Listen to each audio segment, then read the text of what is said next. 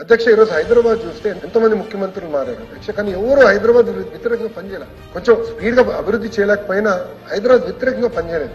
కానీ ఇక్కడ ఏం జరిగింది అధ్యక్ష, అమరావతిని సర్వనాశనం చేశారు. అలానే కర్నూలులో బెంచ్ తీసుకొచ్చారా?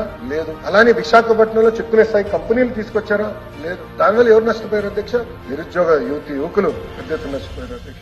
ఇంకో పక్కన అధ్యక్ష మన రోడ్లు ఈ రోజు అధ్యక్ష గుంటలు పూడ్చేదానికి 1000 కోట్లు అయిపోతుంది అధ్యక్ష. ఎందుకంటే 5 సంవత్సరాలు ఇన్వెస్ట్మెంట్ చేయలేదు, గుంటలు పూడ్చలేదు, కొత్త రోడ్లు వేయలేదు. దానివల్ల ప్రజలు తీవ్రంగా ఇబ్బంది పడ్డారు అధ్యక్ష. రోడ్లు పోయాయి. దాని తర్వాత ఏకంగా ప్రతిపక్ష పార్టీల పైన ప్రతిపక్ష నేతల పైన కేసులు అధ్యక్ష. నేను అడుగుతున్నా అధ్యక్ష, ఇంతమంది సభ్యులు ఇప్పుడు వాకౌట్ చేసి వెళ్లారు హైకమాండ్. గత 8 నెలలుగా ఒక్క కేసు పెట్టారు అధ్యక్ష వాళ్ళ పైన. ఈ రోజు హౌస్ లో దర్జాగా వస్తున్నారే. ఈ రోజు ఈ హౌస్ కు రావాలంటే మీరు రోడ్డు పైన దయచేసి గమనించండి అధ్యక్ష, గత ప్రభుత్వం కన్నా 80% పోలీస్ తగ్గింది అధ్యక్ష. రోడ్డు పైన పెద్ద బందోబస్తులే, ప్రశాంతంగా ఒక ప్రశాంతమైన వాతావరణంలో ఈరోజు తిరుగుకునే పరిస్థితికి మనందరూ వచ్చాం అధ్యక్ష.